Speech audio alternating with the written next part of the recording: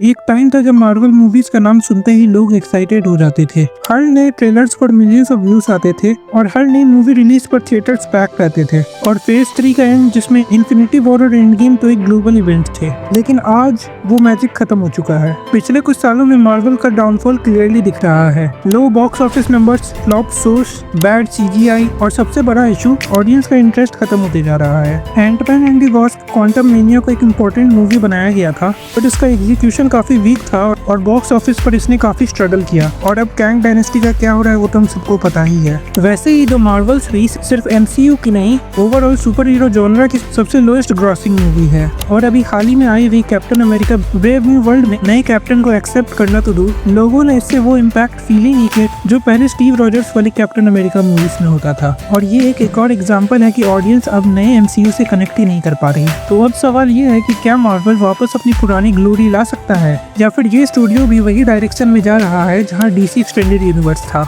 अगर तुम सच में जानना चाहते हो तो वीडियो अंत तक जरूर देखना, क्योंकि आज हम बात करेंगे about the epic fall of Marvel cinematic universe and how it can be saved. Part 1, the rise and fall, how Marvel became a joke. Marvel का डिक्लाइन एकदम से नहीं हुआ, ये एक ग्रेजुअल प्रोसेस था। धीरे धीरे क्वालिटी डिप होती गई और ऑडियंस का इंटरेस्ट कम होते गया।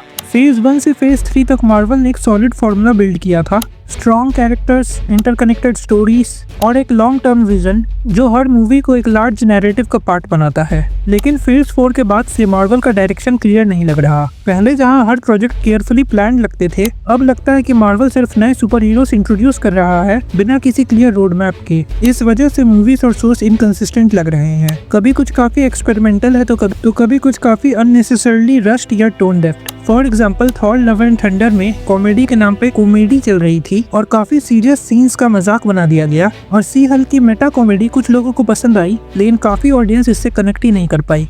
और द मार्वल्स और captain America brave new world का बॉक्स ऑफिस परफॉर्मेंस क्लियरली दिखाता है कि अब ऑडियंस MCU के नए प्रोजेक्ट्स को प्रायोरिटी नहीं दे रही। सबसे बड़ा इशू ये है कि मार्वल का फोकस अब क्वांटिटी पे ज्यादा है और क्वालिटी पे कम। फेज 1 से 3 में एक स्ट्रक्चर था और हर कैरेक्टर का डेवलपमेंट एक क्लियर आर्क को फॉलो करता था, लेकिन आज के प्रोजेक्ट्स काफी फास्ट ट्रैक लगते हैं जिसमें CGI रश्ड है और स्टोरी टेलिंग इनकंसिस्टेंट। जिस स्टूडियो ने एक टाइम पे सिनेमैटिक यूनिवर्स का डेफिनेशन बदला था, अब वो अपनी लेगेसी मेंटेन करने के लिए स्ट्रगल कर रही है। Part 2, too much content, zero quality. आजकल हमें लगभग हर दूसरे महीने मार्वल के कोई नया शो या मूवी देखने को मिलता है, जिस वजह से कंटेंट ओवरलोडेड हो चुका है और ऑडियंस एंगेजमेंट कम होने लगा है। कुछ समय पहले तक मार्वल के नई मूवीज के अनाउंसमेंट ही एक्साइटमेंट क्रिएट कर देते थे। हर फिल्म एक इवेंट होती थी और फैंस क्लियरली उसका वेट करते थे। लेकिन फेज 4 और 5 में मार्वल ने एक नई स्ट्रेटेजी अडॉप्ट कर ली और ज्यादा कंटेंट बिना ये सोचे कि फैंस उसे एब्जॉर्ब कर पाएंगे या नहीं। और प्रॉब्लम सिर्फ क्वांटिटी की नहीं है, एक्सिक्यूशन की भी है। जब एक स्टूडियो इतने सारे प्रोजेक्ट्स एक साथ डेवलप कर रहे हो तो नेचुरली हर प्रोजेक्ट की क्वालिटी इंपैक्ट होती है, और इसका सबसे बड़ा इंपैक्ट होता है VFX क्वालिटी पर। मार्वल के खुद के VFX आर्टिस्ट ने ओपनली कंप्लेन किया है कि उनके ऊपर अनरियलिस्टिक डेडलाइंस का प्रेशर होता है, जिस वजह से CGI रश्ड और लो एफर्ट लगती है। और इशू सिर्फ ये नहीं कि CGI खराब है, इस वजह से मार्वल के विजुअल्स और स्टोरी टेलिंग, जो कि एक टाइम पर इंडस्ट्री स्टैंडर्ड्स होते थे, आज वही स्टूडियो अपनी रेपुटेशन मेंटेन करने के लिए स्ट्रगल कर रहा है। Part 3, no direction, no connectivity. MCU के पहले के फेजेस में मूवीज एक बड़ी कहानी का हिस्सा होती थी। हर पोस्ट क्रेडिट सीन सिर्फ एक्साइटमेंट बढ़ाने के लिए नहीं, बल्कि अगली स्टोरी सेटअप करने के लिए होता था। इन्फिनिटी सागा में हर इवेंट इंटरकनेक्टेड था और ऑडियंस को एक क्लियर पाथ दिख रहा था कि सब कुछ थैनोस और इन्फिनिटी स्टोन्स की तरफ जा रहा है। हर एक नई मूवीज के साथ एक बड़ा पजल सॉल्व हो रहा था। लेकिन अब मल्टीवर्स सागा में मूवीज कोई पर्टिकुलर डायरेक्शन की तरफ नहीं जा रही। अवेंजर्स डूम्सडे अब बस 2-3 पिक्चर बाद आने वाली है, लेकिन उसके लिए भी अभी कोई प्रॉपर सेटअप नहीं किया गया है। मार्वल की स्ट्रेंथ हमेशा से कोहेसिव स्टोरी बिल्ड करना था, लेकिन अब सिचुएशन ऐसी हो गई है कि हर प्रोजेक्ट अपनी अलग कहानी बता रहा है बिना किसी स्ट्रॉन्ग फाउंडेशन के। Part 4, the writing problem disguised as representation. Diversity किसी भी इंडस्ट्री का नेचुरल एवोल्यूशन है, और अगर सही तरीके से की जाए तो ये स्टोरीज को और ज्यादा इम्पैक्टफुल बना सकती है। मार्वल ने पहले भी स्ट्रॉन्ग डाइवर्स कैरेक्टर्स इंट्रोड्यूस किए हैं जिनको ऑडियंस ने होल हार्टेडली एक्सेप्ट किया, तो फिर आज क्या प्रॉब्लम है? फैंस का इशू डाइवर्सिटी से नहीं बल्कि लेजी राइटिंग से से है। रिप्रेजेंटेशन सिर्फ एक चेकबॉक्स बन चुका है जिसमें कैरेक्टर डेप्थ और स्टोरी टेलिंग क्वालिटीज को इग्नोर किया जा रहा है। स्ट्रॉन्ग कैरेक्टर सिर्फ इस वजह से इम्पैक्टफुल नहीं बनते कि वो किसी स्पेसिफिक जेंडर या एथनिसिटी से बिलोंग करते हैं। वो इम्पैक्टफुल तब बनते हैं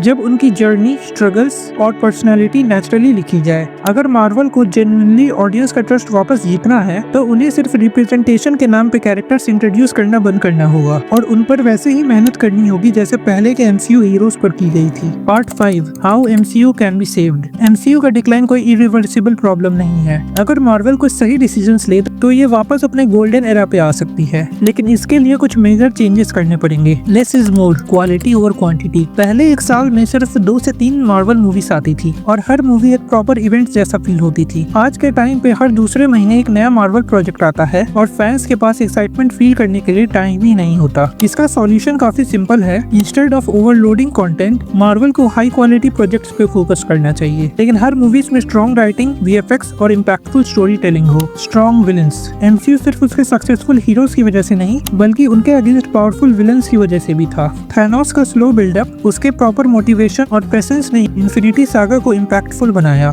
अब मल्टीवर्स सागा में जब हमें पता है कि मेन विलन डॉक्टर डूम का रोल रॉबर्ट डाउनी जूनियर कर रहे हैं तो उनके कैरेक्टर को प्रॉपर सेटअप करने के लिए प्रॉपर टाइम देना जरूरी है। एक विलन जो जेन्युइनली इंटिमिडेटिंग हो, जिसका प्रेजेंस फैंस को एक्साइट करे और जो एक प्रॉपर्ली प्लान्ड सागा को लीड करे। ओल्ड कैरेक्टर्स का रिस्पेक्ट रिस्टोर करो। ऑडियंस मार्वल से इमोशनली कनेक्टेड है, लेकिन रिसेंट प्रोजेक्ट्स में क्लासिक कैरेक्टर्स की लेगेसी वीक की गई है। इंपॉर्टेंट कैरेक्टर्स जैसे थॉर, हल्क और निक फ्यूरी जैसे फैन फेवरेट कैरेक्टर्स को अब सिर्फ कॉमेडी रिलीफ बना दिया गया है, जिनका यूज होता है दूसरे कैरेक्टर्स को ऊंचा दिखाने के लिए, और ये डिसीजंस फैंस को डिसअपॉइंट किए हैं। मार्वल को समझना होगा कि नए कैरेक्टर्स इंट्रोड्यूस करना गलत नहीं है, लेकिन पुराने बिलव्ड कैरेक्टर्स को रिस्पेक्ट और प्रॉपर सेंड ऑफ देना इक्वली इंपॉर्टेंट है। अगर मार्वल ये फिक्स नहीं कर पाया तो कि इसका भी हाल DC एक्सटेंडेड यूनिवर्स जैसा ना हो जाए, लेकिन अगर मार्वल अपने फैंस की सुने और प्रॉपर्ली प्लान्ड प्रोजेक्ट्स लाए तो ये वापस अपने गोल्डन एरा में आ सकती है। तो बड़ा सवाल ये है, क्या MCU अपनी मिस्टेक सुधार कर वापस अपने पीक पर आ सकता है या फिर ये सिर्फ एक फेडिंग मेमोरी बन के रह जाएगा। इंडस्ट्री में अप्स एंड डाउन्स नॉर्मल होते हैं, लेकिन एक फ्रेंचाइजी का फ्यूचर उसके डिसीजंस पर डिपेंड करता है। अगर मार्वल अपनी फैंस की एक्सपेक्टेशंस को समझे, अपनी कोर स्ट्रेंथ पे वापस फोकस करे और क्वालिटी पे ध्यान दे तो एक कमबैक पॉसिबल है। तो आपको क्या लगता है, क्या मार्वल का बेस्ट टाइम खत्म हो चुका है या MCU अभी भी एक स्ट्रॉन्ग कमबैक कर सकता है? कमेंट सेक्शन में अपनी ओपिनियंस शेयर करो। चलो इस डिबेट को और इंटरेस्टिंग बनाते हैं। और अगर तुम ऐसे ही और भी वेल रिसर्च्ड और डिटेल एनालिसिस देखना चाहते हो तो सब्सक्राइब करना मत भूलना। अगर तुम्हें इस वीडियो का पार्ट 2 चाहिए या फिर किसी और भी यूनिवर्स का डिटेल ब्रेकडाउन या डिस्कशन चाहिए तो कमेंट्स में बताओ, और इस वीडियो को लाइक और चैनल को सब्सक्राइब करना मत भूलना। तो मिलते हैं अगले वीडियो में, तब तक के लिए देखते रहिए आर्क ऑफ सिनेमा।